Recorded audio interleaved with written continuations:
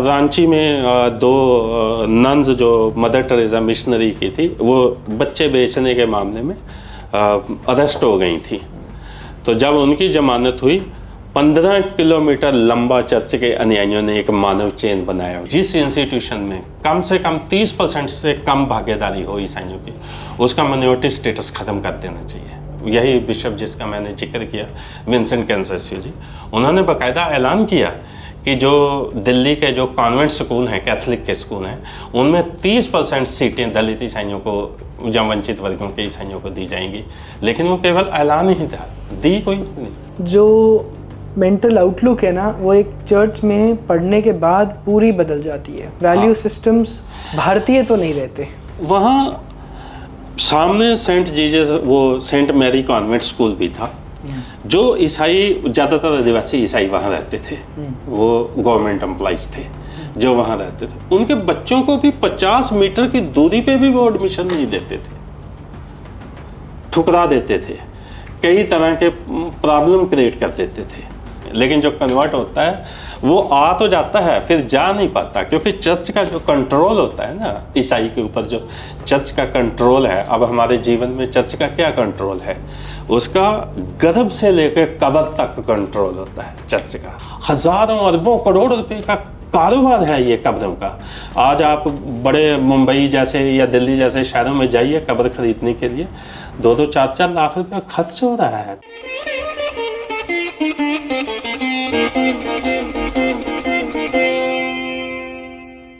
युद्ध नहीं जिनके जीवन में, वो भी बड़े अभागे होंगे, या तो प्रण को तोड़ा होगा या फिर रण से भागे होंगे। नमस्ते, मैं अनुभव पांडे और मेरे साथ श्री राहुल दीवान जी, जो संगम टॉक्स और हिंदू फंड के फाउंडर हैं।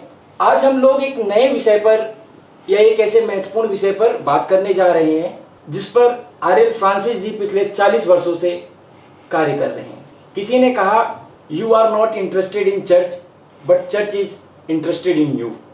आर.एल. फ्रांसिस जी मूलतः पंजाब से हैं और लगभग चर्च के मूलभूत ढांचे में परिवर्तन के लिए 40 वर्षों से संघर्ष कर रहे हैं। सर, आपका बहुत बहुत स्वागत है आज की चर्चा में। पंजाब शुरू से ही मिशनरियों का एक शरण स्थल रहा है। आज़ादी के पहले ही वहाँ मिशनरी बहुत तेज़ी से आने लगे थे। अच्छा, हमें लगा ये सब अभी की रिसेंटली 10, 15, 20 सालों की बात है। पंजाब मिशनरियों का इतना बड़ा टारगेट था कि 1860 और 70 की जो माहौल रहा होगा उस समय का जो, तो अंग्रेज़ों ने उसको अपने टारगेट पे लिया और मिशनरी धीरे धीरे 1834 में पंजाब में पहला एक मिशनरी प्रेस लगा। ये मैं जानता हूँ कुछ हिस्टोरियन से कि सिखिज्म को हिंदुओं से अलग करने का काम ब्रिटिश ने और मिशनरीज ने, ब्रिटिश ने शायद विद मिशनरी हेल्प बहुत पहले से एस्टैब्लिश कर दिया। हाँ, क्योंकि 1922 में श्रोमणी गुरुद्वारा प्रबंधक कमेटी बनी। अच्छा, उसके पहले वो हिंदू ही ज़्यादातर गुरुद्वारों के अंदर काम करते थे और सिखों ने 1922 में अपने को हिंदू धर्म से अलग किया। तो अंग्रेज़ों ने वहाँ ईसाइयत को फैलाने के लिए, मिशनरियों ने, तो अंग्रेज़ उनकी हेल्प में थे, तो उन्होंने पंजाब में लोगों को अपनी तरफ आकर्षित करने के लिए एक सेना में एक रेजिमेंट का निर्माण किया था। उसमें बड़े पैमाने को सेना में भर्ती किया गया। जो थे वो एक तरह से आज के वाल्मीकि ही कहे जाएंगे। तो वो बहुत तेज़ी से ईसाइयत की तरफ कन्वर्ट हुए। उनको एक तो नौकरियां मिलने लगीं सेना के अंदर, और आज का जो पाकिस्तान है उसमें अधिकतर कम्युनिटी के ही लोग हैं जो उस समय अंग्रेज़ों की छावनियों में काम करते थे। उनके वारिस ही आज उधर हैं, उनके वंशज ही जो पाकिस्तान में रह गए।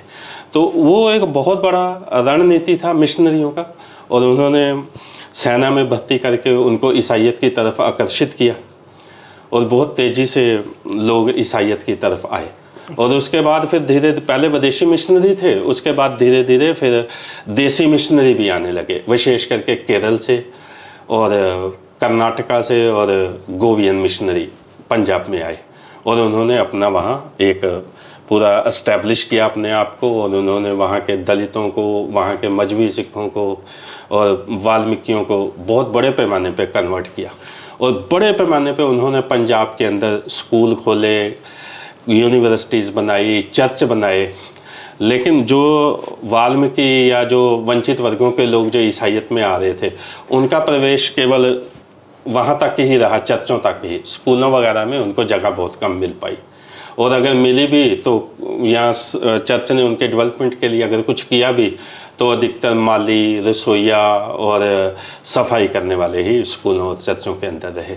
और आज भी पंजाब में जो मिशनरीज हैं, इनका प्रभाव जो है वो बहुत बड़े पैमाने पे है, और ज़्यादातर केरलियन और मंगोलियन और गोवियन ही चर्च इंस्टीट्यूशंस पे काबिज हैं। उसमें विशेष करके पंजाब में कपूचियन मिशनरी ने बहुत काम किया कैथोलिक के अंदर।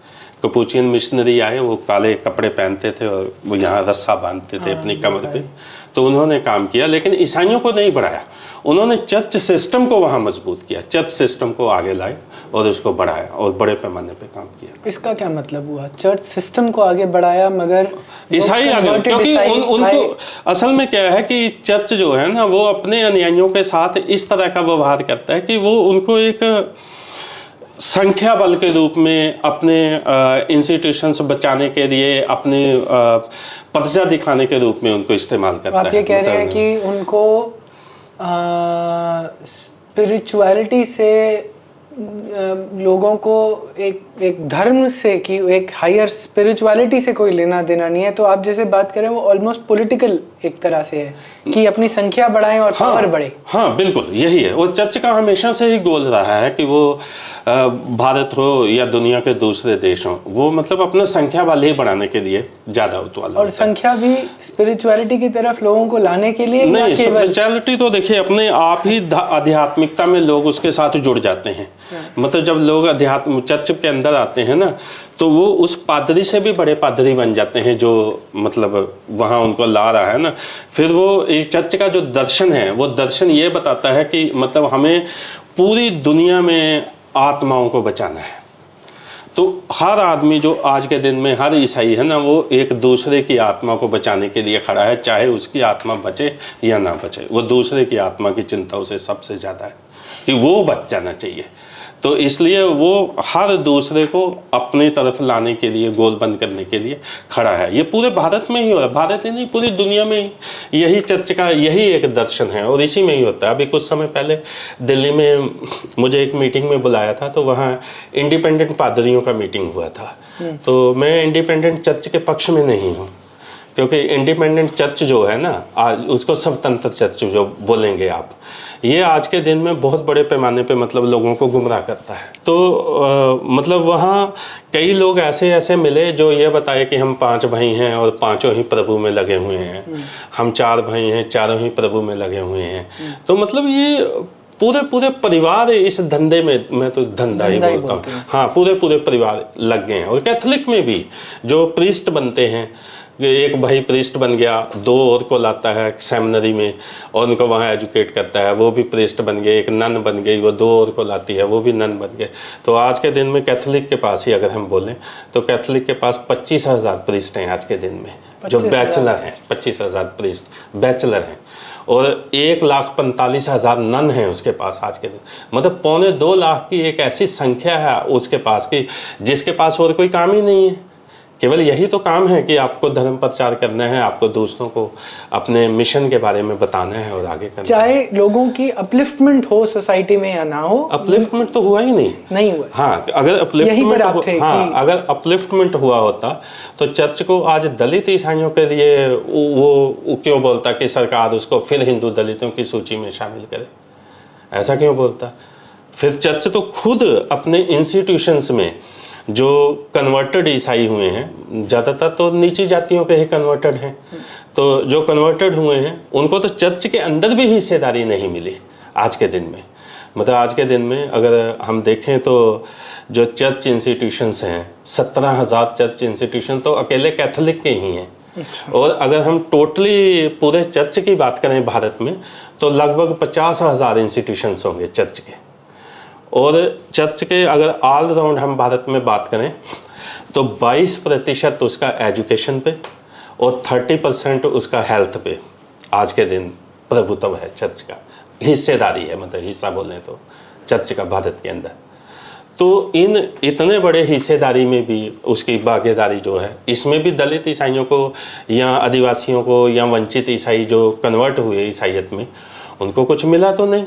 ना वो किसी स्कूल के प्रिंसिपल हैं, ना वो आर्च बिशप हैं, ना वो डायरेक्टर हैं किसी इंस्टीट्यूशंस के। तो क्या है, आज भी चर्चों के इंस्टीट्यूशंस के अंदर आप देखेंगे तो ज़्यादातर रसोइये, वो आदिवासी लड़के जो आते हैं वो उनके रसोइये हैं, माली का काम कर रहे हैं, कार ड्राइवर हो गया। तो यहाँ तक कि सीमित रखा है उन्होंने। और एक छोटा सा समूह है जिसके पास, मतलब वो जो केरलियन समूह है, मंगोलियन है, गोवियन है, उसी के पास चर्चों की पूरी सत्ता है। ईसाइयों ने बहुत जोर लगाया तो अभी पोप ने एक दलित को कार्डिनल बनाया है। हैदराबाद के एक दलित हैं, प्रिस्ट थे, तो आर्च बिशप था, उसको कार्डिनल बनाया। उसके पहले एक तिलिस्फर टोपो रांची के थे, तो वो कार्डिनल रहे। तो कार्डिनल एक बड़ी पावर होता है, वही पोप को चुनता है, वही पोप बन सकता है। तो आपने जातिगत तौर पर जो भेदभाव होता है ना, उसके बारे में आपने बताया। क्या जातिगत तौर पर अलग अलग चर्च भी होते हैं, SC/ST की अलग, ऐसा कुछ? नहीं, पहले इसमें तमिलनाडु में ये प्रथा थी। तमिलनाडु में अलग कब्रिस्तान भी थे और चर्चों के बीच में अलग पार्ट भी बना दिए थे उन्होंने। लेकिन उत्तर भारत में ये कभी ऐसा नहीं रहा। उत्तर भारत में तो ज़्यादातर लोग जो थे वो दलित ही थे। तमिलनाडु में ऊंची जातियों के लोग कन्वर्टेड हुए थे बड़ी संख्या में, और फिर पुलाया वगैरह दलित भी कन्वर्ट हुए, तो वो भेदभाव उनके बीच थोड़ा बना रहा। लेकिन 82 में कैथोलिक बिशप कॉन्फ्रेंस ने और 92 में पोप ने भी इस प्रथा के विरुद्ध आवाज़ उठाई कि ये गलत है। तो अभी ये नहीं, लेकिन भेदभाव का तरीका बदल गया है। मतलब प्रथा हट गई है, लेकिन जब आप उनको सम्मानजनक स्थान नहीं दे रहे, उनका डाइवर्सिटी नहीं ला रहे उनके बीच में, उनको मतलब आगे बढ़ने के अवसर नहीं दे रहे। इतना बड़ा इंस्टीट्यूशंस है, आप एक पैरेलल गवर्नमेंट चला रहे हैं भारत के अंदर। मतलब आज के दिन में चर्च एक पैरेलल गवर्नमेंट हम कहें उसे, तो कोई अतिशयोक्ति नहीं होगी। वो एक पैरेलल गवर्नमेंट की तरह है, काम करता है। कुछ साल पहले जब श्रीमती प्रतिभा पाटिल राष्ट्रपति बनी, तो बिशपों का एक डेलीगेशन उसे मिलने के लिए गया, प्रतिभा पाटिल को। तो वहाँ उनके जो स्पोक्स पर्सन थे बाबू जोसेफ, फादर बाबू जोसेफ, तो वो मेरे अच्छे जानकार थे। तो उन्होंने बताया, उनसे बातचीत हुई तो उन्होंने बताया कि हमने प्रतिभा पाटिल को एक बुकलेट दिया, CBCI का, Catholic bishop conference of India का एक हैंड बुकलेट दिया। तो प्रतिभा पाटिल ने उस बुकलेट को पढ़ा। बुकलेट में कमीशंस के नाम थे, SC/SC कमीशन, बैकवर्ड कमीशन, लेटी कमीशन, और ये बहुत सारे जो कमीशन उनके होते हैं, लेबर कमीशन, ये कमीशन। तो प्रतिभा पाटिल ने बोला कि हमसे पूछा कि क्या ये गवर्नमेंट के कमीशन है? तो बोला कि हमने कहा कि नहीं मैडम, ये हमारे कमीशन है। आज के दिन में कैथोलिक बिशप कॉन्फ्रेंस भारत में 16 कमीशन चलाता है। तो मतलब वो एक पैरेलल गवर्नमेंट की तरह काम करता है। वापस पंजाब पे आना चाहता हूँ कि जब आपने जहाँ से शुरुआत हुई, तो आपने ये भेदभाव ये कन्वर्ट तो कर दिया जी, लेकिन इंक्लूजन कुछ बेनिफिट जो कन्वर्टेड हिंदू थे या सिख थे, दलित जो भी बोलेंगे, उनको वो राइज अप नहीं हुए एजुकेशन में, ओहदे में सोसाइटी के, वो माली ड्राइवर यहीं बने रहे, जबकि चर्च की पावर बढ़ती गई। तो आपकी जर्नी यहाँ कहाँ से कैसे अफेक्ट हुई? आप वहाँ पर देखिए, जब भारत में जब लैंड डिस्ट्रीब्यूशन हुआ भारत के अंदर, पंजाब में बड़े पैमाने पे जो शेड्यूल्ड कास्ट थे उनको लैंड डिस्ट्रीब्यूशन किया गया, भूदान के, हाँ, विनोबा भावे आंदोलन के दौरान। जो ईसाई थे, जो उस समय ईसाई बन गए थे, चर्च ने उनके बीच में एक कैंपेन भी चलाया उस समय कि मतलब आपको अपनी आस्था पे, अपने विश्वास पे अडिग रहना है। क्योंकि उस समय सरकार का जो व्यवहार था ना, वो बहुत, आप बोल सकते हैं कि एक पोलाइट था, विनम्र स्वभाव था। और उस समय जो अधिकारी थे, जैसे आप ईसाई भी हैं, तो अगर आपने अपने पेपर में लिखवा दिया कि आप शेड्यूल्ड कास्ट हैं, आप वाल्मीकि हैं, आप मजहबी सिख हैं, तो आपको 3 एकड़ ज़मीन दे देता था। लेकिन जो लोग उस समय ईसाई बन गए थे वो अपनी आस्था पे एकदम अडिग रहे और उन्होंने पंजाब ही नहीं पूरे भारत में ही उस समय ज़मीन का डिस्ट्रीब्यूशन हुआ और ईसाइयों ने, दलित ईसाइयों ने उसे ठुकरा दिया था और वो चर्च के साथ खड़े रहे। तो चर्च की ये रिस्पॉन्सिबिलिटी थी उस समय उसके बाद कि वो उनकी डेवलपमेंट के लिए आगे आता, लेकिन चर्च उसके लिए बिल्कुल आगे नहीं आया। उसने अपने लाखों स्कूल, कॉलेज, हॉस्पिटल तो खोले, लेकिन किसी ईसाई के लिए कोई उसने इंडस्ट्री नहीं लगाई, कोई दूसरा काम नहीं किया। उन्होंने केवल एक सेफ बिजनेस की तरफ अपने कदम बढ़ाए आगे। तो बेसिकली मकसद ये है कि हमारे नंबर्स ग्रो होते जाएं, वो नंबर्स आगे बढ़ें, ऊपर उठे सोसाइटी में, इससे कोई लेना देना नहीं है। हाँ, उनको वैसे ही लोग चाहिए थे जो मतलब जर खरीद गुलाम की तरह उनके साथ रहते रहें, जो उनको चुनौती ना दे सकें। और आज के दिन भी ईसाइयत में कोई चर्च को चुनौती देने की हिम्मत नहीं करता। यहाँ तक कि जो नन्स और प्रीस्ट हैं वो भी चुनौती नहीं दे पाते। वो तो हम देखते हैं, हाँ, रेप केसेस में, मोलेस्टेशन केसेस में कोई जो चुनौती देता है उसके लिए हालात बहुत ख़राब हो जाते हैं। यहाँ दिल्ली कैथोलिक आर्चडाइसिस में एक प्रीस्ट थे, फादर विलियम प्रेमदास चौधरी, हरियाणा का था। ये हरियाणा के गुरुग्राम के पास एक कन्नई गांव है। कन्नई एक बड़ा मिशन स्टेशन भी है। कन्नई अंग्रेज़ों ने वहाँ शुरू किया था, कन्नई में मिशन स्टेशन, तो वो वहाँ का था। तो वो प्रीस्ट बना कैथोलिक में, दिल्ली आर्चडाइसिस में प्रीस्ट था। क्योंकि इसमें कई ग्रुप्स होते हैं कैथोलिक के अंदर, कोई जेसुइट है, कोई डीवीडी है, कोई कपूचियन है, बहुत सारे ग्रुप होते हैं। तो वो दिल्ली आर्चडाइसिस का प्रीस्ट था। तो उसने दिल्ली के जो दलित ईसाई थे जो मतलब कन्वर्ट हुए थे, वो खुद कबीरपंथी था। अच्छा। तो उन्होंने आवाज़ उठाया। चर्च ने उसको, उसकी आवाज़ को कितने बुरे तरीके से कुचला वो मैं जानता हूँ। चर्च ने उसको कलर्जी होम में डाल दिया। कलर्जी होम मतलब आप कहने को तो वो ये होता है कि वहाँ जो रिटायर्ड प्रीस्ट होते हैं उन्हें रखा जाता है। अच्छा।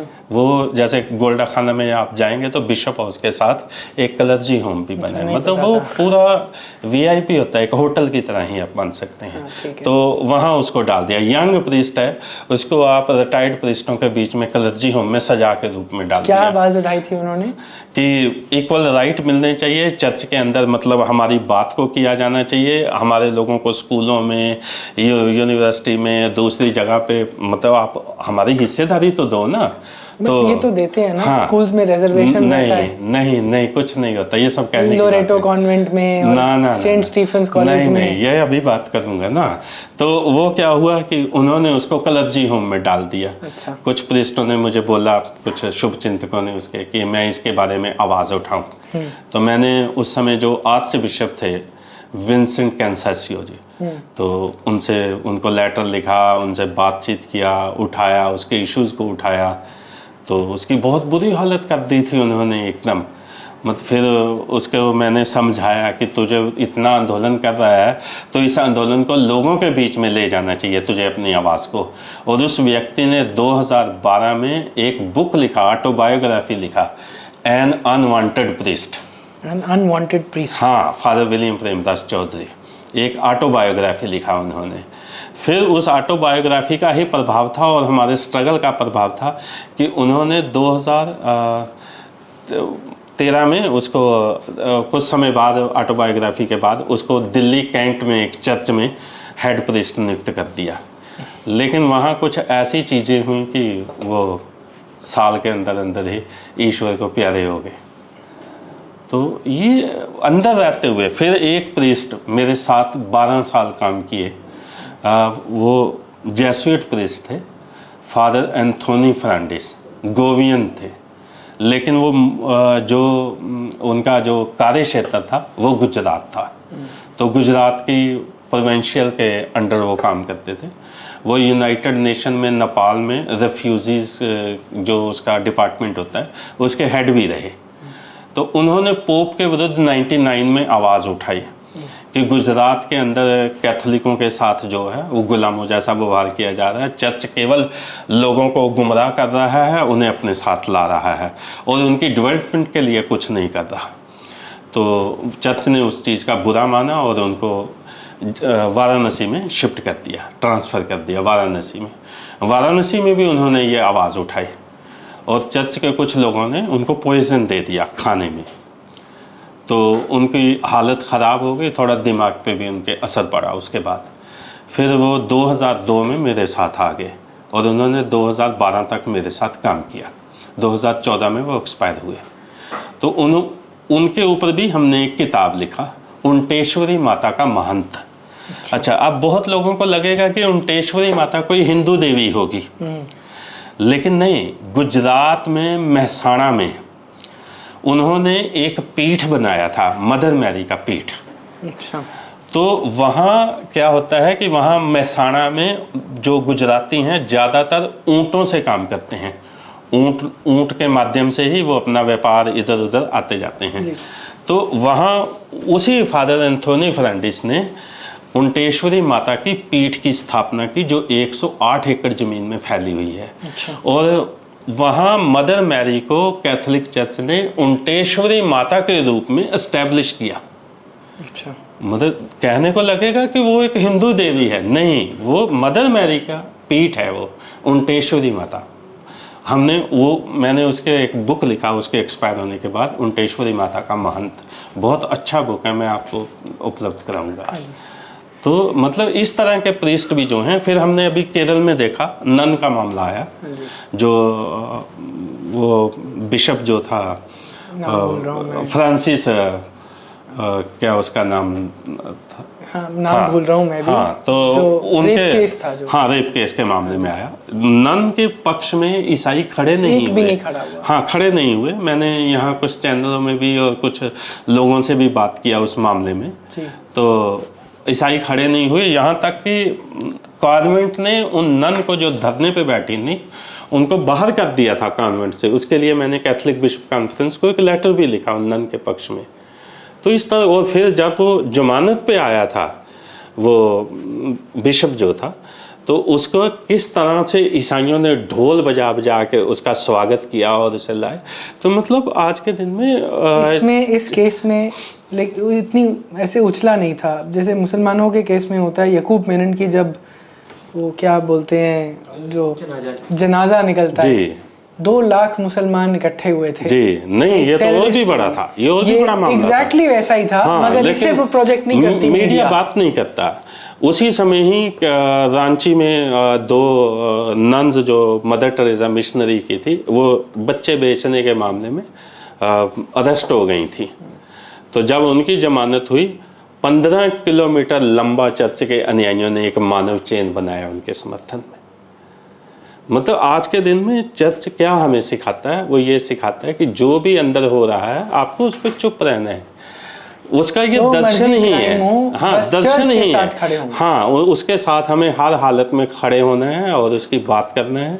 और अगर हम मतलब बात करेंगे तो विरोधियों को उसका फ़ायदा होगा, ये सिखाता है। इसलिए बहुत सारी चीज़ों को ईसाइयत के अंदर ही दफन रहती हैं। मैंने इस पर एक आर्टिकल लिखा था कुछ समय पहले, 10 साल पहले, और नन्स के ऊपर लिखा था कि धर्म की चक्की में पिसती हुई नन, और विशेष करके कैथोलिक के अंदर बारे में लिखा था कि किस तरह नन अंदर आत्महत्याएं कर रही हैं, किस तरह उनके साथ भेदभाव हो रहा है, यौन उत्पीड़न हो रहे हैं, जो प्रीस्ट आवाज़ उठाते हैं उनके साथ हो रहा है। यहाँ की एक इस मामले में 2 नन भी खुल के सामने आई। एक सिस्टर जैस्मीन, उसने एक नावल लिखा, एक अच्छा नावल था कि चर्च के अंदर जो नन की आवाज़ होती है, आमीन नावल का नाम था, तो उसने लिखा।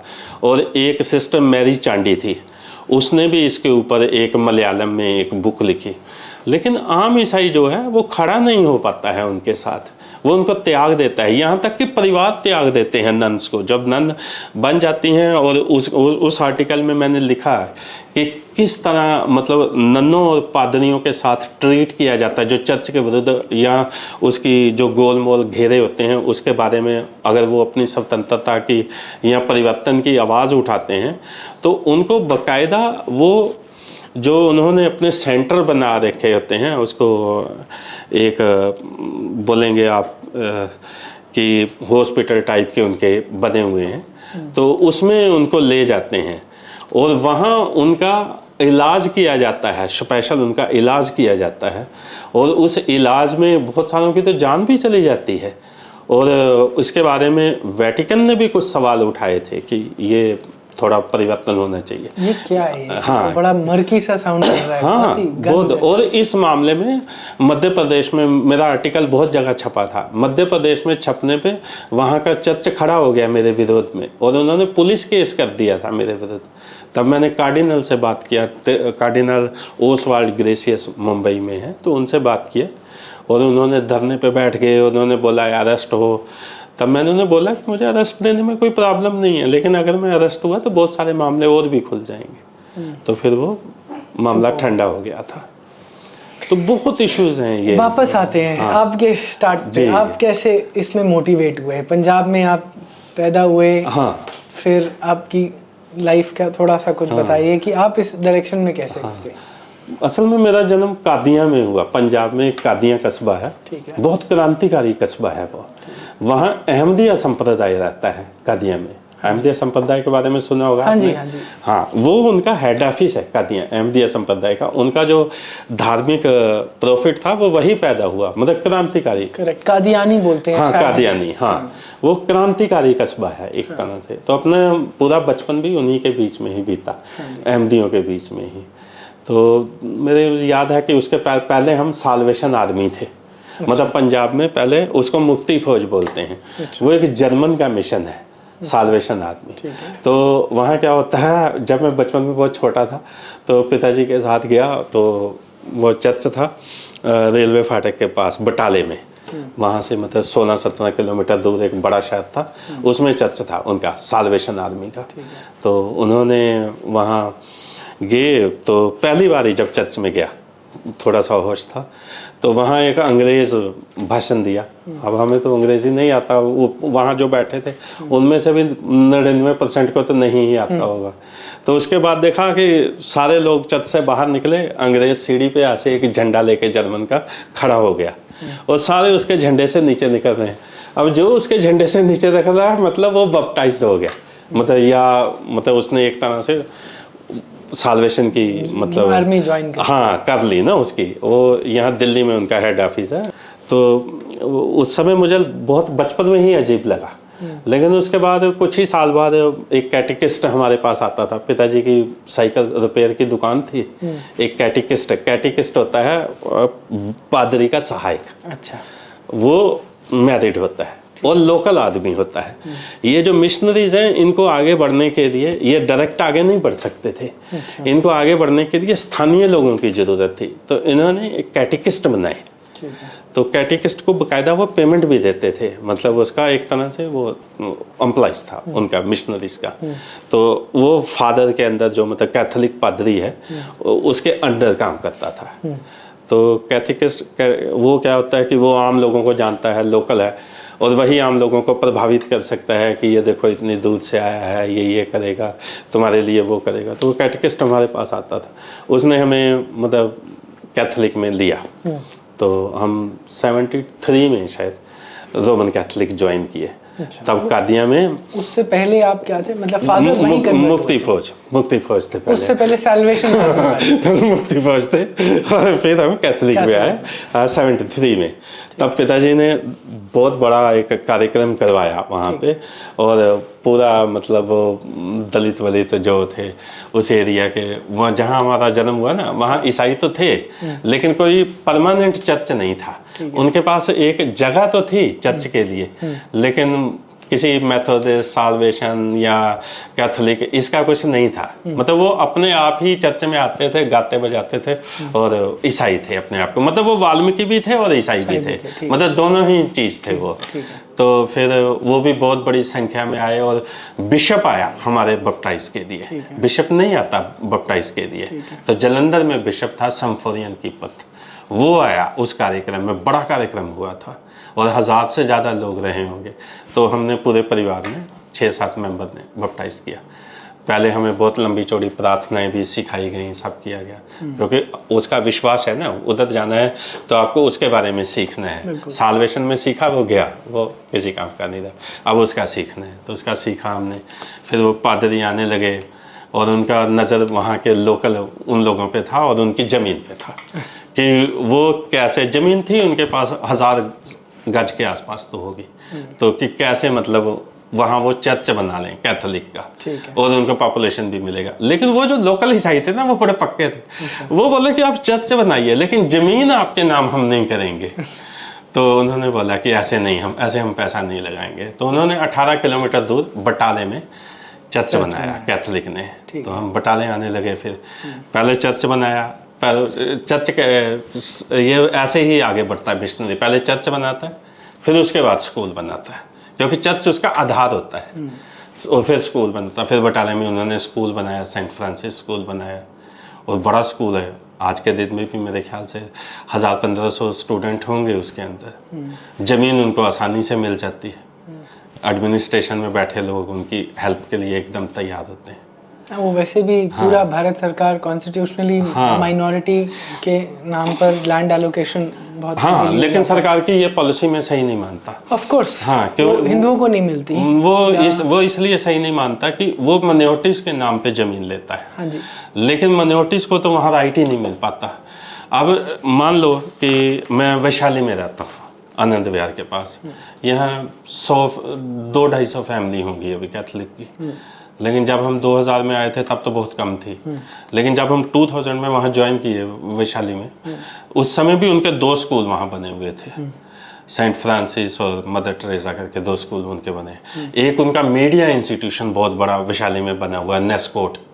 अच्छा। बहुत बड़ा मीडिया इंस्टीट्यूशन है, वहाँ पत्रकारिता की शिक्षा दी जाती है। अच्छा। तो अब ईसाई तो है नहीं वहाँ, और माइनॉरिटीज़ के नाम पे आपने इतने बड़े बड़े इंस्टीट्यूशन खोल दिए, और किस आधार पे ब्यूरोक्रेट्स ने उन्हें ये अलाट कर दिए।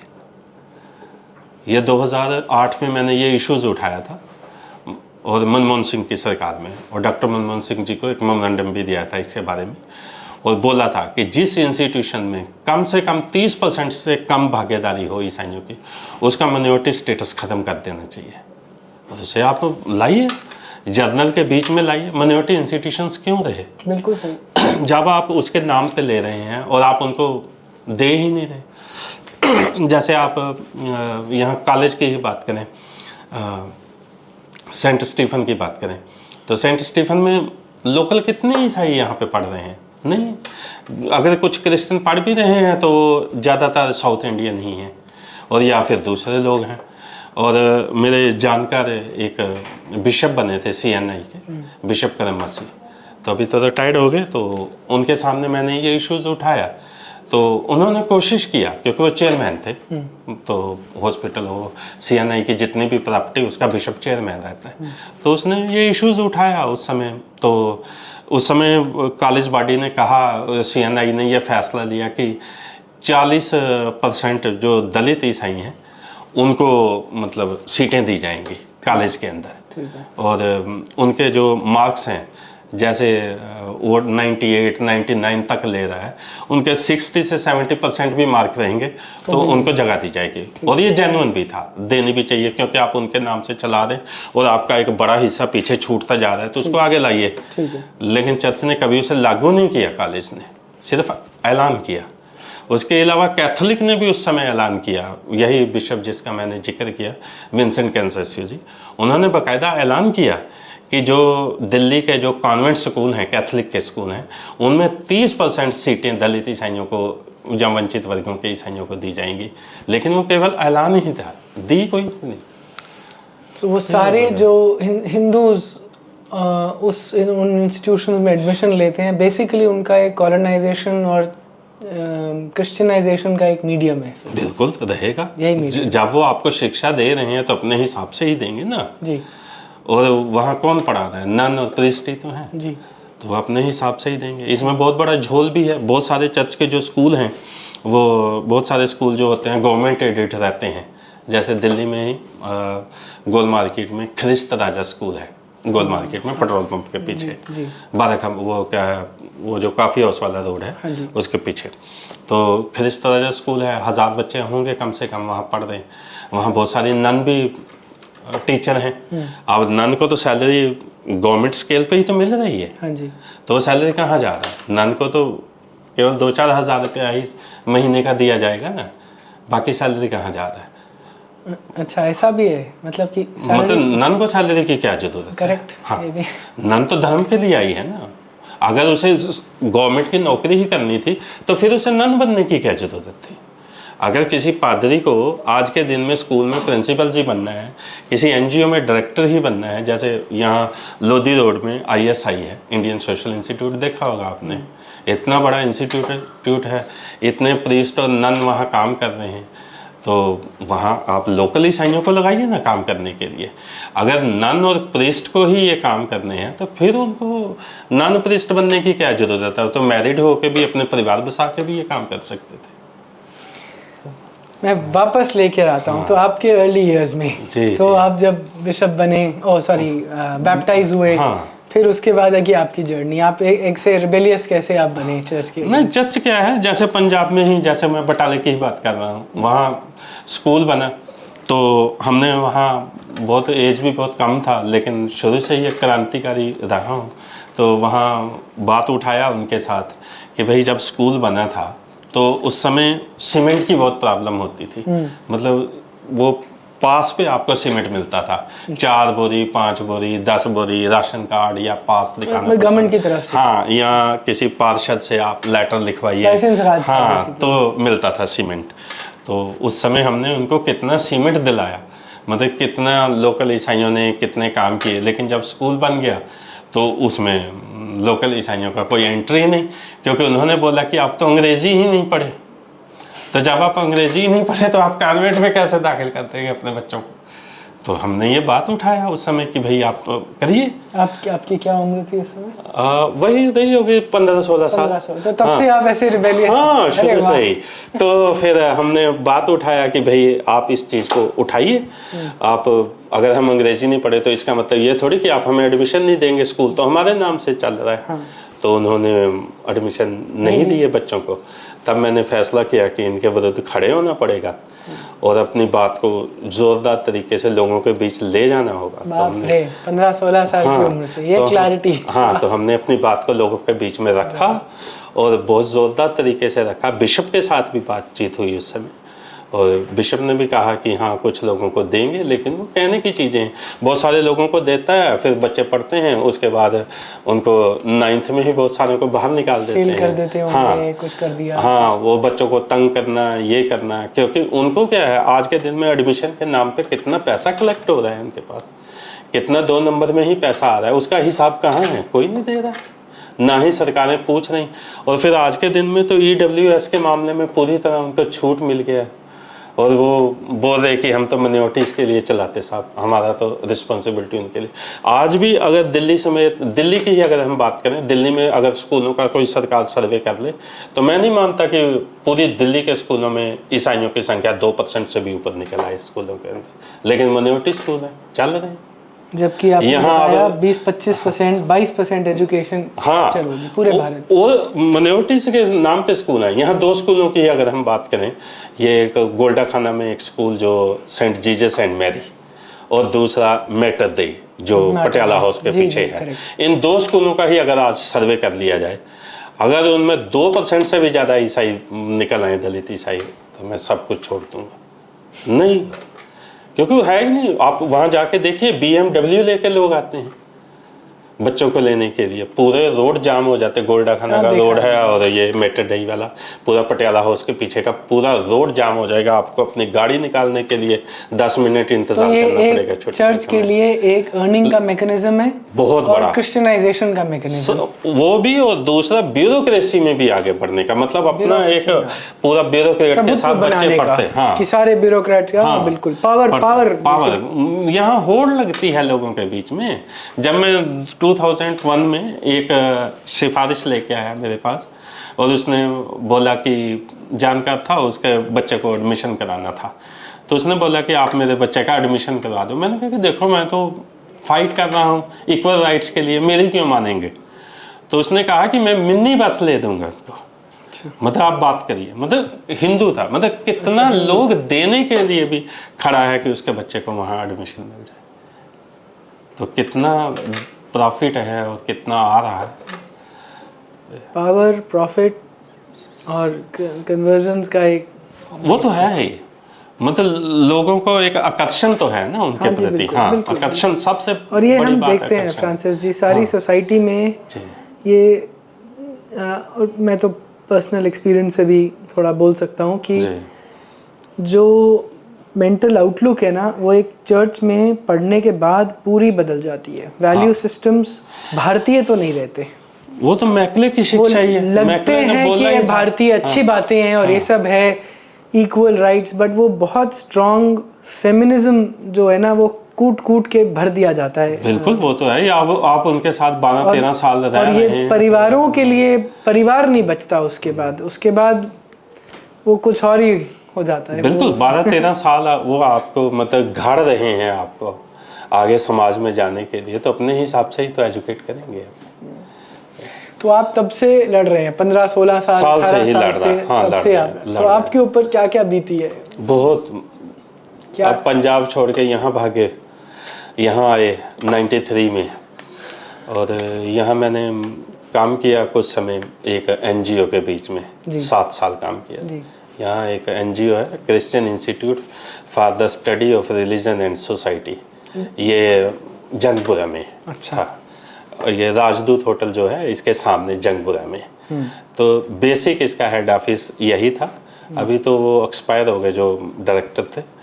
तो बेंगलुरु में इनकी शाखा है। बेंगलुरु बड़ा है इनका, रेस कोर्स रोड पे बड़ा है। तो ये यहाँ काम किया 7 साल। यहाँ भी इनके साथ थोड़े मतभेद हो गए, क्योंकि जो बट ये क्रिश्चियन रन था मगर फिर भी आपको ले लिया। हाँ लिया। वो थोड़ा सा इंडिपेंडेंट इंस्टीट्यूशन था, तो एकदम प्रोटेस्टेंट का था। चर्च अच्छा प्रोटेस्टेंट था, और चर्च कंट्रोल नहीं था। नहीं चर्च कंट्रोल नहीं था। फिर भी ले वो हाँ वो WCC वर्ल्ड चर्च काउंसिल के साथ चलता था। अच्छा।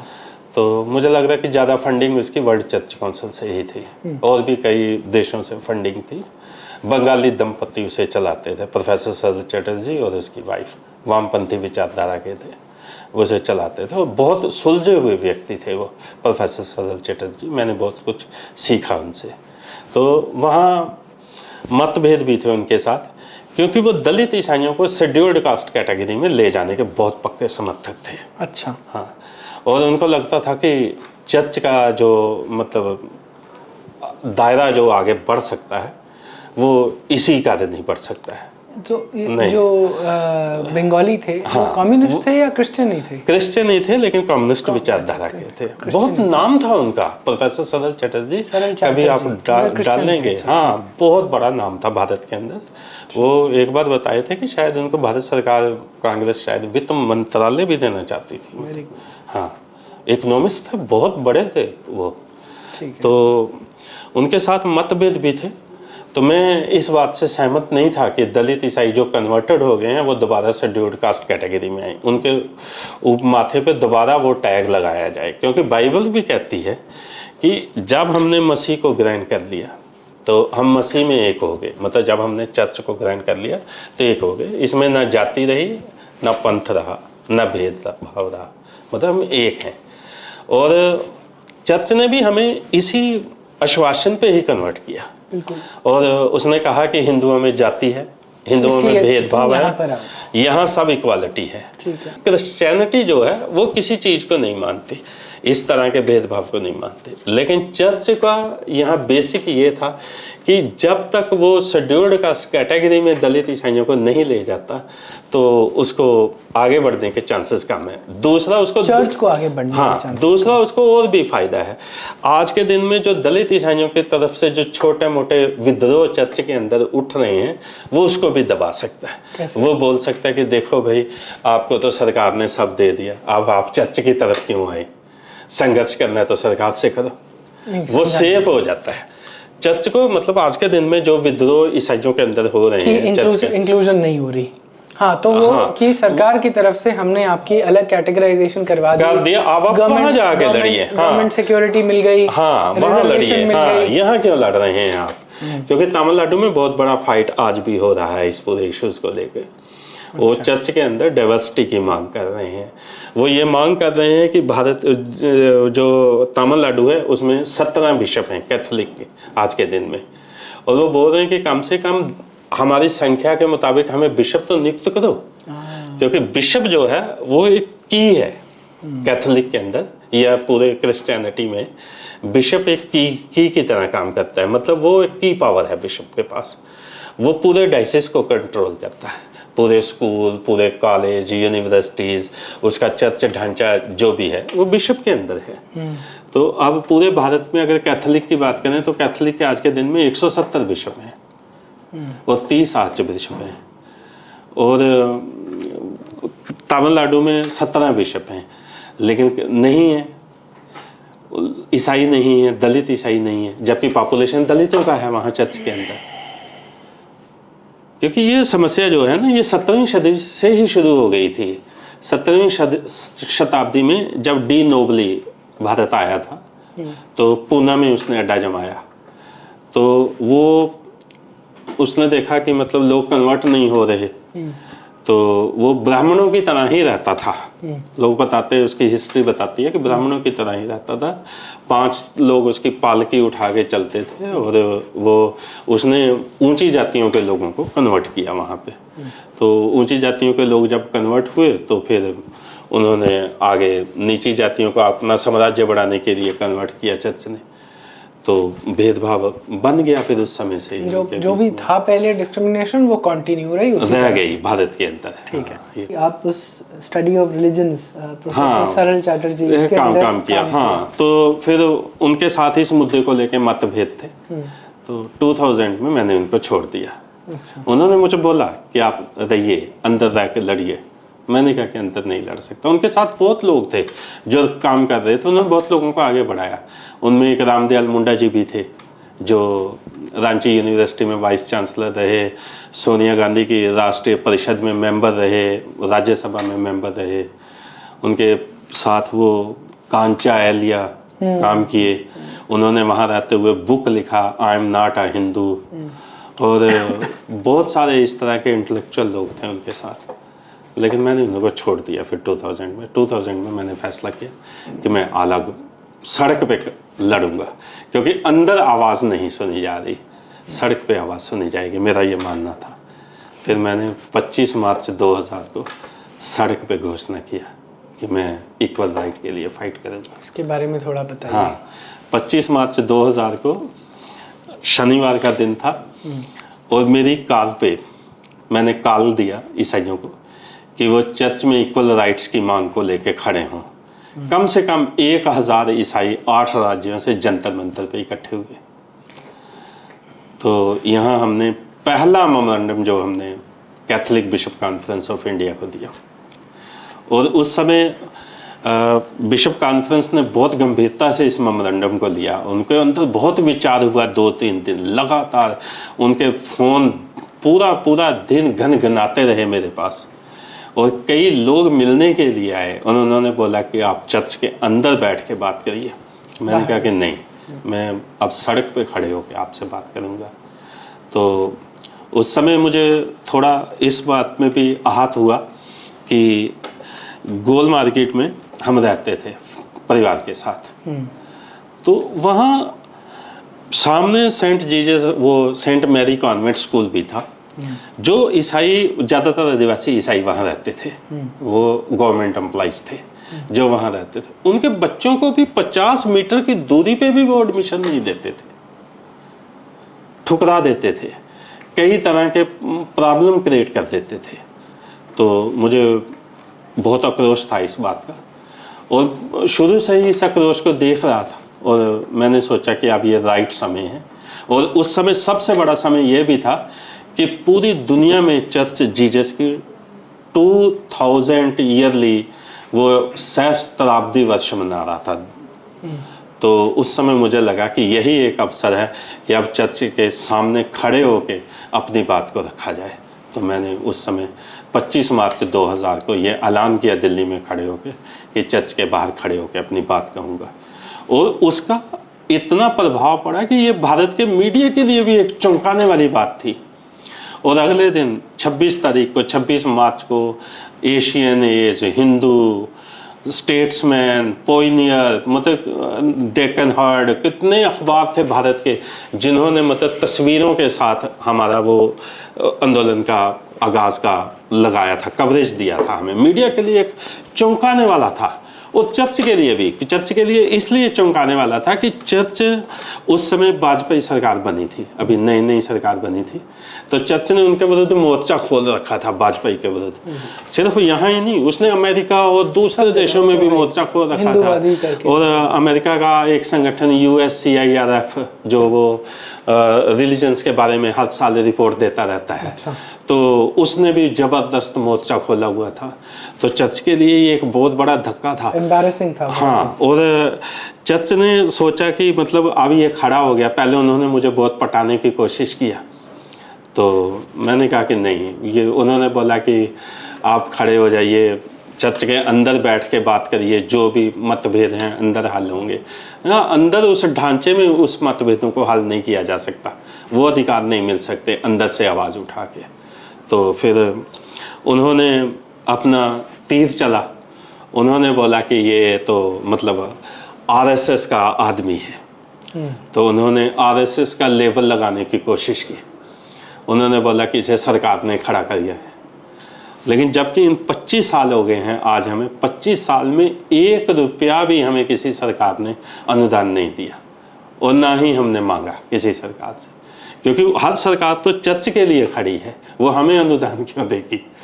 तो उन्होंने बहुत कोशिश किया कि हम खड़े रहें, लेकिन नहीं, फिर उन्होंने यही टैग इस्तेमाल किया, और वो आज भी ये टैग इस्तेमाल करते हैं, क्योंकि ये टैग इस्तेमाल करने में उनको अपने अन्यायियों के बीच में आसानी होती है, हमें अलग थलग करने में आसानी होती है उनको। सिंपल है, मतलब कि आपका तो इजियर टैग लगा दिया है। अंदर भी हमारे ऊपर टैग लगाया जाता है, अगर हम कोई बात, ये संघी होंगे, सब सेक्युलर लिबरल। हाँ, तो उन्होंने जबरदस्त टैग लगाया, लेकिन हमने बात किया। उसके बाद मेरे साथ लोग जुड़े, बहुत लंबी लड़ाई थी, लोग जुड़े इसमें। 8 लोग इसमें लड़ते लड़ते बेचारे मृत्यु को भी प्राप्त हो गए। उनमें बहुत काबिल लोग थे। एक दिल्ली में ही एक जर्नलिस्ट थे, महेश पाठक, वो शुरुआती दिनों में उन्होंने इंडियन एक्सप्रेस में काम करते थे, उन्होंने बहुत साथ दिया मेमोरेंडम बनाने, इसका पुअर क्रिश्चियन लिबरेशन मूवमेंट के दूसरे काम करने में। फिर उसके बाद एक PB लोमियो साहब थे, झांसी के थे, और बहुत काबिल व्यक्ति थे वो, और उन्होंने चर्च के लिए बहुत काम किया था चर्च के साथ उन्होंने। वैसे वो माणकपुर के थे, तो झांसी में रहते थे, रेलवे में ऑफिसर थे। तो उन्होंने 2002 में मेरे साथ जुड़े, उन्होंने बहुत काम किया, उन्होंने कई कहानियाँ भी लिखी थी अशोका के ऊपर। उन्होंने लास्ट में एक किताब लिखा, नावल, कन्वर्जन के ऊपर। भारत में कन्वर्जन कैसे होता है ये देखना हो तो उनके नावल को पढ़ना चाहिए। अच्छा, क्या है? बुद्धिया एक सत्य कथा। बुद्धिया, हाँ, बुद्धिया एक औरत का नाम था। वो पांडवानी डांस होता है ना जो, उसकी वो कलाकार थी, और वो मध्य प्रदेश की रहने वाली थी। तो वो फैमिली समेत झांसी आती है, ललितपुर आती है, और वहाँ वो अर्जुन के ऊपर महाभारत का एक नाटक दिखाती है चर्च के बीच में जाके, चर्च ग्राउंड में। तो वहाँ का पादरी उस नाटक को देखता है, जो फादर होता है, उन्होंने लिखा उस पुस्तक में, और वो फिर मतलब बहुत प्रभावित होता है वो बुद्धिया के कैरेक्टर से। फिर वो धीरे धीरे बुद्धिया को अपने साथ लाते हैं। बुद्धिया के पास वहाँ रहने के लिए कोई ठिकाना नहीं है झांसी में, तो वो मिशन स्टेशन में उसको एक सर्वेंट क्वार्टर देते हैं उसके परिवार को, कि वो वहाँ रहे, और उसे ये नहीं बोलते कि तू महाभारत का नाटक मत कर, लेकिन यहाँ रहे। 6 महीने में ही बुद्धिया और उसका पूरा परिवार कैथोलिकिज्म में ईसाई हो जाता है। और आज बुद्धिया की लड़की मदर टेरेसा की नन भी है कलकत्ता में। रियल स्टोरी उन्होंने लिखा है, और किस तरह मतलब कन्वर्जन होता है ये बताया है। ये नहीं कि कन्वर्जन एक दिन का खेल होता है कि हम गए और आपको कन्वर्ट कर दिया, नहीं, उसमें सालों लग जाते हैं एक आदमी को कन्वर्ट करने में। लेकिन जो कन्वर्ट होता है वो आ तो जाता है, फिर जा नहीं पाता, क्योंकि चर्च का जो कंट्रोल होता है ना ईसाई के ऊपर, जो चर्च का कंट्रोल है, अब हमारे जीवन में चर्च का क्या कंट्रोल है, उसका गर्भ से लेकर कब्र तक कंट्रोल होता है चर्च का। ऐसा ही इस्लाम में भी रहता है। हाँ, नहीं, इस्लाम इससे बेहतर है, लाख गुना बेहतर है। हाँ, क्रिश्चियनिटी में ये नहीं है। क्रिश्चियनिटी में क्या है कि आपको बप्टाइज्ड होगे उसके बाद आपका मैरिज है चर्च करेगा, बेरियल भी आपका चर्च ही करेगा। और इसमें एक बड़ा लफड़ा ये भी है कि मतलब अगर आप आज इस चर्च में जा रहे हैं, आज अगर आप मैं गोल्डाखाना में जा रहा हूँ सीक्रेट हार्ट में, कल मुझे डिफेंस कॉलोनी में जाना है, तो मैं ऐसे ही नहीं जा सकता कि हाँ जी मैं वहाँ चला गया। अगर मैं वहाँ जा रहा हूँ, मैं मर गया, तो वो चर्च वाला तो बोलेगा कि तुम्हारा तो मेंबरशिप ही नहीं है मेरे पास। इसके लिए पहले इससे एनओसी लेना होगा मुझे, एक चर्च से एनओसी लेके दूसरे चर्च को देना होगा, तब जाके वो बनेगा।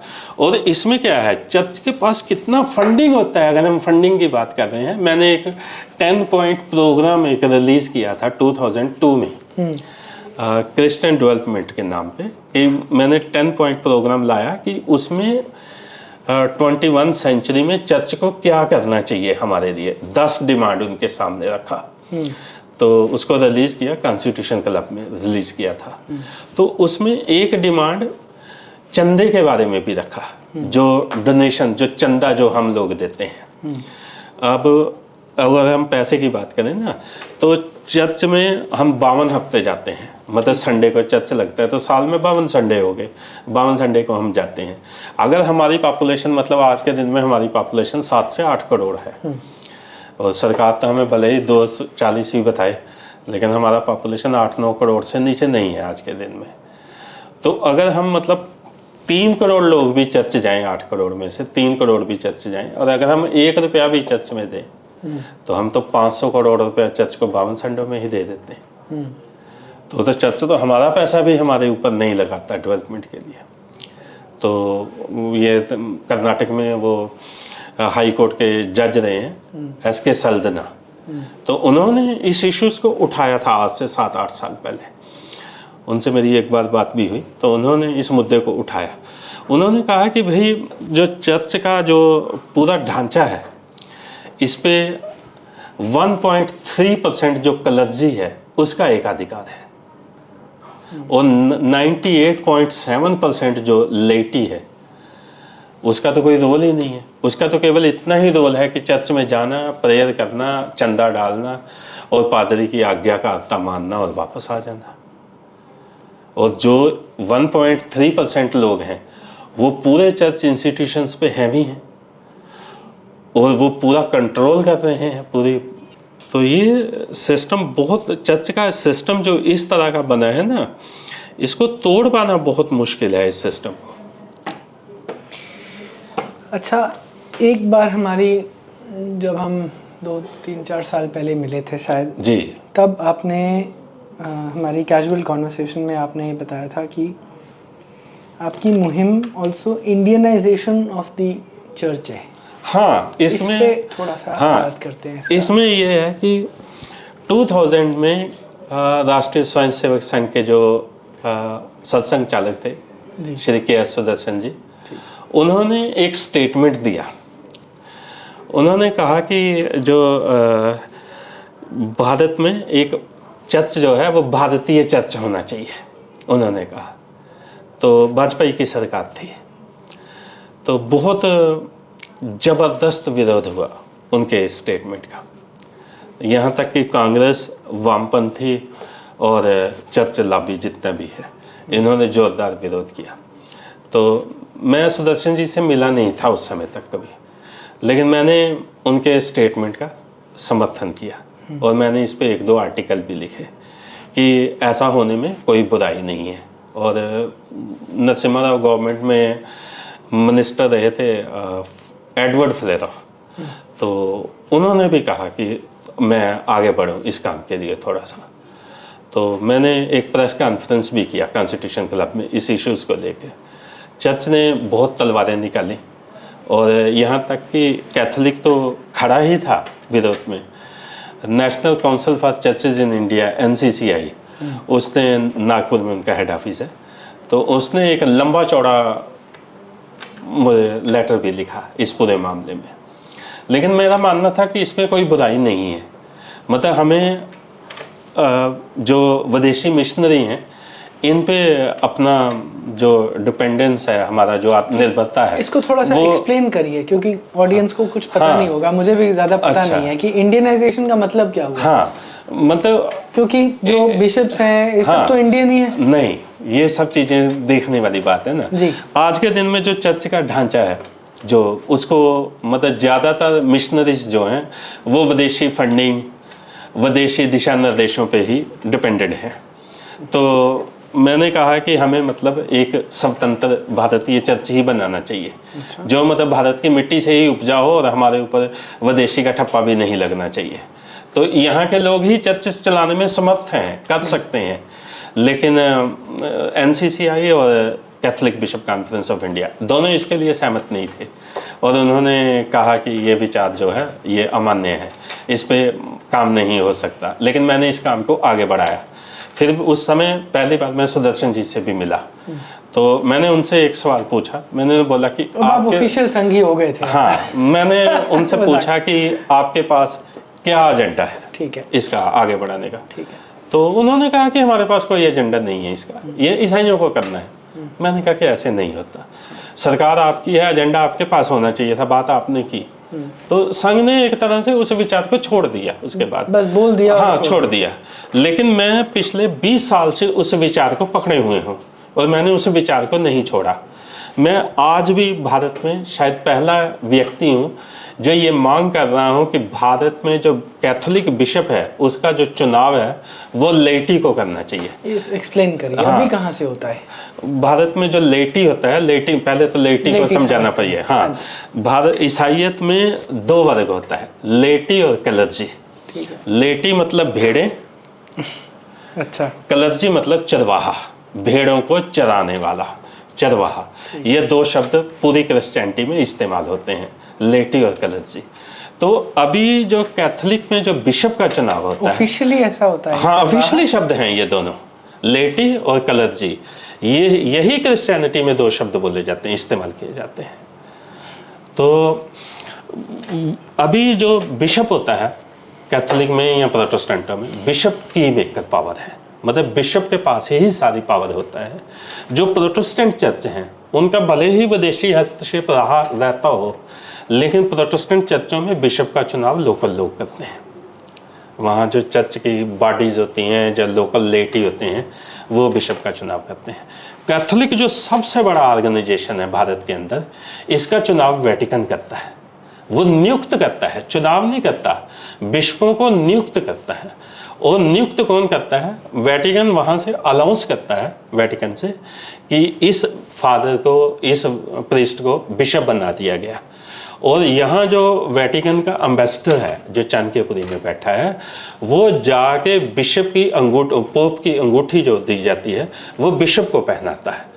उसका काम, जो वेटिकन का एम्बेसडर है यहाँ पे, उसका जो काम, अशोका होटल के सामने, हाँ, सी क्या है, C50, हाँ, उसका काम बिशपों को नियुक्त करना है।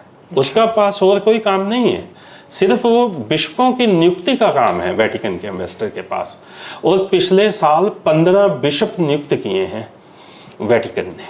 सो टू अंडरस्टैंड दिस क्लियरली कि वेटिकन इटली में या हाँ, रोम में बैठकर ये नियुक्त करता है कि यहाँ पर भारत में कौन बिशप बनेंगे। 170 बिशप आज के दिन वेटिकन के यहाँ भारत में काम कर रहे हैं इस समय राइट नाउ। और हाँ, पिछले कई सालों में आए गए। हाँ, और 30 आर्च बिशप भी जो काम कर रहे हैं। सो सब वहां से वहीं से ही नियुक्त होते हैं। उनके पास ये नाम कैसे जाते हैं, किसको नियुक्त करना? पूरा ढांचा होता है, एक वेटिकन एम्बेसी इसीलिए, इसी काम के लिए है। और वेटिकन एम्बेसडर चर्चों के दौरे भी करता रहता है। जब कंधमाल दंगे हुए थे तो वेटिकन एम्बेसडर कंधमाल भी गया था। अभी मणिपुर में क्राइसिस हुए तो वेटिकन एम्बेसडर मणिपुर में भी जा रहा है और वहाँ भी अपनी बात कर रहा है, रख रहा है।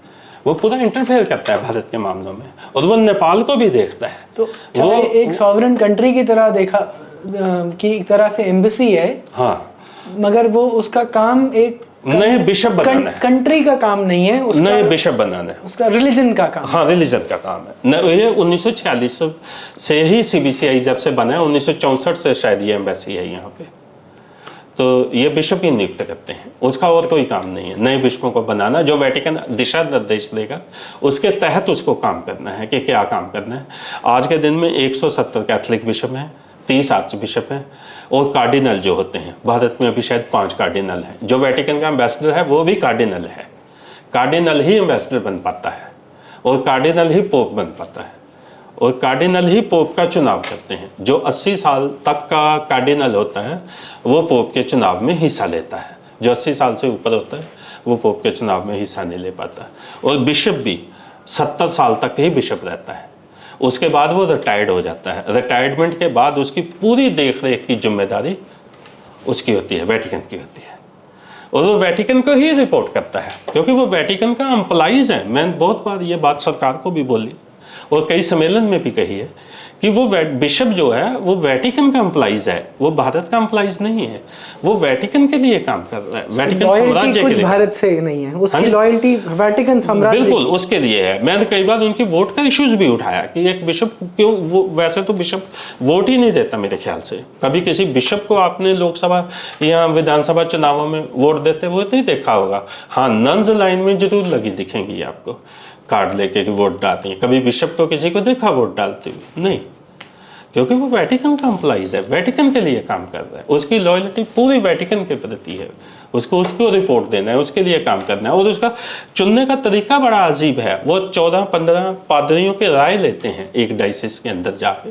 15-20 पादरियों की राय लेते हैं, उसके आधार पे रिपोर्ट बनता है, वेटिकन के एम्बेसडर को रिपोर्ट दिया जाता है, वेटिकन का एम्बेसडर आगे उसको भेजता है और वहाँ से डिसाइड होता है कि कौन बिशप बनेगा। यही लड़ाई तो तमिलनाडु के ईसाई वहाँ लड़ रहे हैं। वो 17 बिशपों में दलित बिशप की मांग कर रहे हैं एक डायसिस के अंदर और उन्होंने वेटिकन के एम्बेसडर को 3 बार मेमोरेंडम दिया है यहाँ पे। और यहाँ तक कि यूनाइटेड नेशन में हमने एक मेमोरेंडम दिया था यहाँ पे और हमने ये बोला यूनाइटेड नेशन को कि चर्च को दलित ईसाइयों के लिए, जो धर्मांतरित ईसाई हैं उनके लिए वेटिकन को और चर्च को मतलब भागीदारी देनी होगी। और अगर वेटिकन ऐसा नहीं करता तो यूनाइटेड नेशन को उसके यूनाइटेड नेशन में ऑब्जर्वर दर्जे को ख़त्म कर देना चाहिए, क्योंकि आज के दिन में वेटिकन के पास यूनाइटेड नेशन में ऑब्जर्वर का दर्जा है। वो वहाँ वोट नहीं डाल सकता, लेकिन वो वहाँ बैठे हुए पूरे लोग जो 197 देशों के लोग हैं उनके बीच में अपने डॉक्यूमेंट सर्कुलेट कर सकता है। और फिर ये भी देखने वाली बात है कि हम भारत की ही बात कर रहे हैं, नेपाल को भी हमें देखना चाहिए। नेपाल में क्या हो रहा है? ये जो एम्बेसडर है वेटिकन का, ये नेपाल का भी एम्बेसडर है। अच्छा। हाँ, ये भारत और नेपाल दोनों को देखता है और नेपाल में बहुत तेजी से कैथोलिक धर्म बढ़ रहा है जी। आज के दिन में मुझे लग रहा है कि अगर हम दक्षिण एशिया की बात करें तो 2 ही देश आज के दिन में कन्वर्जन में या ईसाईज़म में, ईसाइयत में जो जितनी तेज़ी से यहाँ बढ़ रहा है वो 2 ही कंट्री हैं, एक भारत और दूसरा नेपाल। और इस पे गवर्नमेंट का कोई स्टैंड नहीं है, संघ का स्टैंड कोई ऐसा नहीं है। हमें ज़्यादा संघ से तो बात नहीं होता कभी। उसके बाद हाँ, मैं तो अपना काम कर रहा हूँ, जब तक जीवित हैं कर लेंगे। मैं तो घर वालों को भी बोल दिया कि मर गया तो कब्रिस्तान तो वो देंगे ही नहीं। और वैसे भी मैं ये एक मुहिम भी चला रहा हूँ कि ईसाइयों को अब ग्रेवयार्ड से थोड़ी मुक्ति पानी होगी, मतलब क्योंकि ग्रेवयार्ड जो कब्रिस्तान होते हैं। हाँ जी। क्योंकि भारत में क्या है कि ज़मीन की बड़ी शॉर्टेज है भारत के अंदर, और जो चर्च, जो मिशनरीज हैं, चर्च जो बनते हैं जैसे कैथोलिक ही है, ये बड़े बड़े स्कूल बनाते हैं, बड़े बड़े इंस्टीट्यूशंस बना लेते हैं, चर्च बना लेते हैं, लेकिन आपने कभी नहीं देखा होगा कि वो आज़ादी के बाद उन्होंने कब्रिस्तानों के लिए भी ज़मीन खरीदी। नहीं खरीदते। कब्रिस्तानों के लिए वो ईसाइयों को खड़ा करते हैं कि सरकार से ज़मीन मांगी है। और एक ईसाई की जो राजनीतिक लड़ाई होती है ना, अपने इस 40 साल के जीवन में मैंने यही अनुभव किया कि एक ईसाई जो राजनीतिक रूप से लड़ता है वो सिर्फ कब्रिस्तान की डिमांड के लिए ही लड़ता है कि सरकार हमें कब्रिस्तान के लिए ज़मीन दे। तो उसका वही उसके लिए क्रांतिकारी लड़ाई होती है कि हाँ, कब्रिस्तान के लिए ज़मीन दिला दिया मतलब आप ईसाइयत में हीरो हैं कि हाँ, आपने उसे ज़मीन दिला दिया।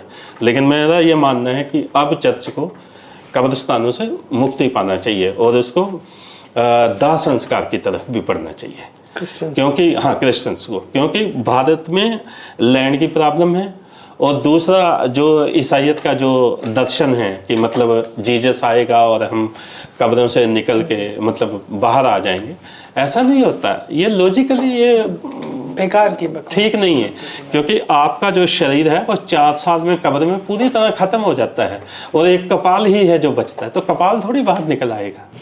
तो इसलिए इसके लिए मैंने एक 2002 में एक आंदोलन भी शुरू किया था। बहुत सारे बिशपों से भी बात हुई। राष्ट्रीय सहारा का एक हस्तक्षेप पब्लिश होता है 4 पेज का, उसने इस पे बहुत बड़ा स्टोरी भी किया था।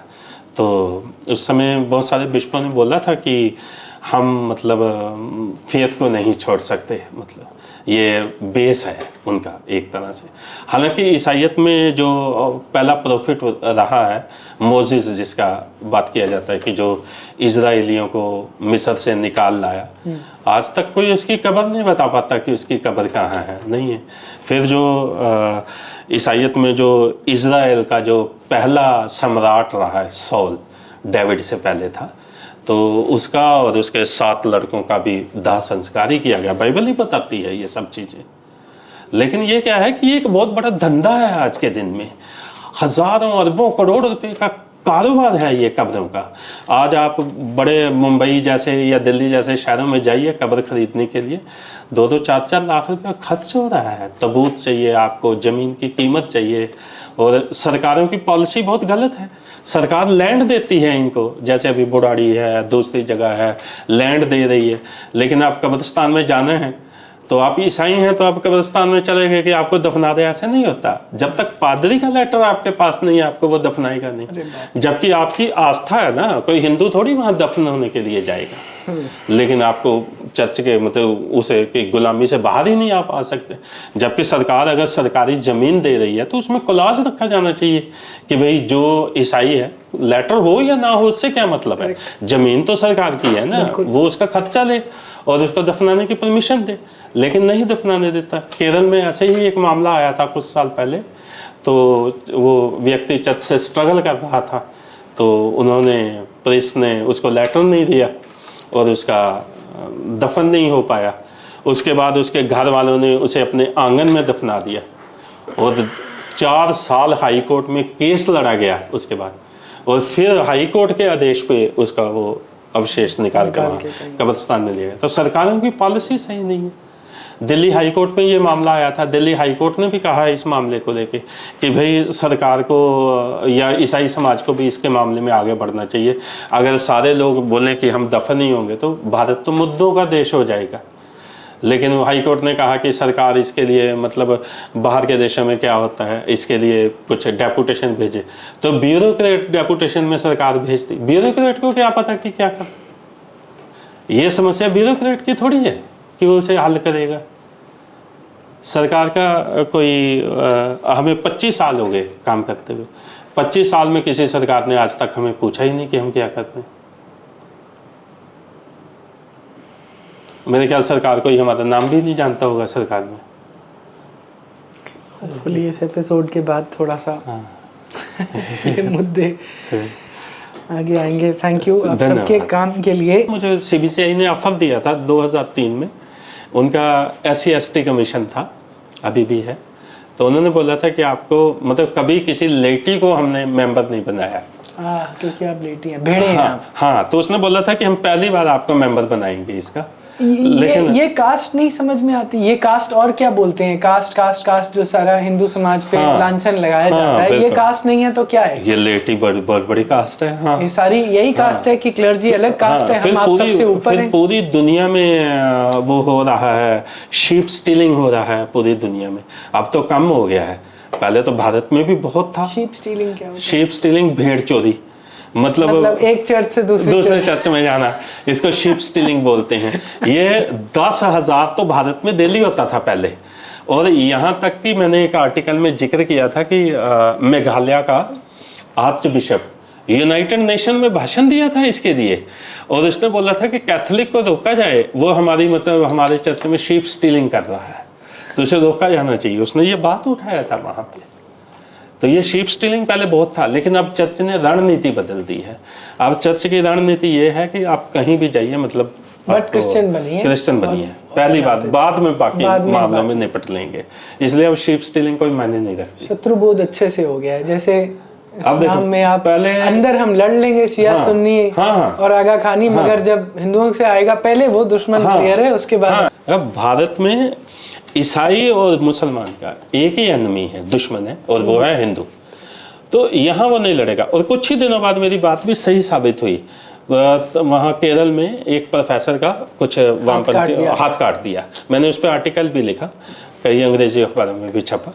तो चर्च उसके लिए एक आवाज़ नहीं उठाया, उन्होंने कुछ नहीं बोला चर्च उसके लिए, क्योंकि उन्होंने बोला कि ये साधारण सी बात है, कोई बात नहीं, हमें उससे लड़ना है पहले, इनसे नहीं। और श्रीनगर में भी उस समय कुछ CNI वगैरह ने कुछ मुसलमानों को कन्वर्ट किया, इंडियन एक्सप्रेस ने उसके ऊपर 2 दिन स्टोरी भी किया, लेकिन कुछ नहीं हुआ, उन्होंने आपस में मामला सुलझा लिया। शत्रुबोध क्लियर है। हाँ, हिंदू शत्रु मतलब उनके सामने एक लक्ष्य है ना, उनका लक्ष्य है पूरा clear है। हाँ। कॉन्वर्सेशन को एक कंक्लूजन करने से पहले एक आखिरी सवाल, आप अपने 20-25 साल से लड़ रहे हैं, 2025 मार्च 2025 साल हो गए, आप कुछ जगह आपने काम किया, फिर 2010 में शायद आपने बताया वहाँ से भी छोड़ दिया, आप इस सबको फंड कैसे करते हैं? और ये कोई बहुत बड़ा आंदोलन भी नहीं है जी। मतलब हमारे पास, मैं तो घर से ही इसको चलाता हूँ, और बहुत सारे लोग मुझे 1 मैन आर्मी भी बोलते हैं। हाँ, लेकिन जो भी मेरे सहयोगी मेरे साथ रहे, उन्होंने अपने अपने बलबूते पे ही काम किया है। और मेरा फैमिली का भी पोजीशन रहा कि मेरी वाइफ गवर्नमेंट ऑफिसर थी, और उनको मिलता था, और घर चलाने की मुझे चिंता नहीं थी। तो जब आपको घर चलाने की चिंता नहीं होती तो आप क्रांति के लिए आगे बढ़ सकते हैं। तो मुझे लोग आते हैं, चले जाते हैं, मतलब जुड़ते हैं लोग, लेकिन फिर उनकी अपनी मजबूरियाँ होती हैं, फिर चले जाते हैं। लेकिन मुझे तो एक बस है जैसे चल रही है, बस में लास्ट मुसाफिर कौन है, तो हम तो लास्ट मुसाफिर हैं, और जहाँ लास्ट मंजिल आएगी वही उतरना है, बाकी आते हैं उतर जाते हैं, और अपने अपने बलबूते पे लोग करते हैं। ये बहुत बड़ा नहीं है ये। और आपको इस दौरान चर्च ने भी कुछ फंडिंग के लिए नहीं, बहुत सारे लोगों ने, यहाँ तक कि यूरोपियन भी कई लोगों ने कहा मुझे, यहाँ तक कि जो वीकलीक्स की जो रिपोर्टें विकीलीक्स हाँ रिलीज पब्लिश हुई थी ना, उसमें मेरे बारे में भी कई रिपोर्ट्स थी, और अमेरिकन एम्बेसी ने व्हाइट हाउस तक में मेरे बारे में बताया था कि मैं क्या कर रहा हूँ। और यहाँ तक कि एक बड़े अमेरिका में बड़ा एक नेटवर्क है दलित सॉलिडेरिटी के लिए, और उन्होंने भारत में बहुत काम किया है। तो उन्होंने भी कई लोगों के माध्यम से बोला कि मतलब अगर मैं चर्च के अंदर रह के फाइट करूं तो वो मेरी मदद कर सकते हैं फाइनेंशियली, इंटरनेशनली ये बोल। हाँ, लेकिन अपनी कोई ज़्यादा डिमांड नहीं है ना, अपना तो कोई ना लालच है और ना ही, ये तो एक क्रांति है। और इसमें तो जीसस ने बोला है कि जब तक मतलब बीज जो होता है ना, वो जब तक मर ना जाए वो उगता नहीं है। तो क्रिश्चियनिटी की हालत ये है, हम तो वो बीज हैं। क्रिश्चियनिटी की हालत ये है कि आप भारत में अगर देखें ना, तो हिंदू समाज के अंदर बहुत सारे बदलाव हुए, मतलब कई इसमें लोग उठे, राजा राम मोहन राय, विवेकानंदा और अम्बेडकर और कई लोग जिन्होंने मतलब समय समय पे इसमें सुधार हुआ है हिंदू, और उन्होंने उन बुराइयों को पहचाना और उसमें सुधार किया। लेकिन क्रिश्चियनिटी भारत में एक ऐसा रिलीजन है जिसमें आज से 250-300 साल से कोई बदलाव नहीं हुआ कभी, मतलब इसमें आवाज़ ही नहीं उठी बदलाव की। ये एक ऐसा रिलीजन है, मतलब कभी बदलाव की आवाज़ नहीं उठी, और जो आवाज़ उठती भी है तो उसको चर्च एक इतना बड़ा स्ट्रक्चर है कि वो उसको दबा देता है, उसको पनपने नहीं देता, उसको क्राइस्ट विरोधी ये वो सब बता के ख़त्म कर देगा। लेकिन और पूरी दुनिया में ही चर्च ने ये किया, मतलब जिसने भी उसकी सत्ता को चुनौती दी उन्होंने उसके लिए किया। यहाँ तक कि मार्टिन लूथर 2000 उसमें 1500 ईस्वी में चर्च को चुनौती दी पोप को, और वो खड़े हुए, लेकिन उनको भी उन्होंने क्राइस्ट विरोधी किया।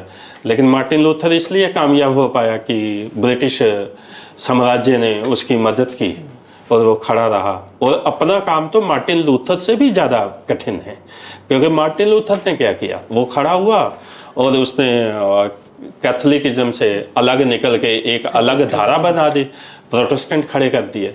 और एक फ्रांस का एक जर्नलिस्ट था, मेरे इंटरव्यू किया था उसने, तो वो बोला कि आप मार्टिन लूथर की तरह हैं। मैंने कहा कि नहीं, मार्टिन लूथर की तरह नहीं हो। मार्टिन लूथर तो चर्च में एक धारा से निकला, दूसरी धारा खड़ा कर दी। मैं धारा खड़ा नहीं कर रहा। अगर मुझे धारा खड़ा करना होता तो आज मैं बहुत बड़ा प्रीस्ट होता और मेरे पीछे भी लाखों फॉलोवर्स से खड़े होते, लेकिन मुझे वो चीज़ नहीं करना है। और चर्च भी कई बार मुझे बोला कि तुम ये काम क्यों कर रहे, तुम भी एक अलग चर्च बना लो। तो मुझे वो नहीं करना ना, मुझे इसमें मूल चूल परिवर्तन की बात करता हूँ, उसमें परिवर्तन लाना है।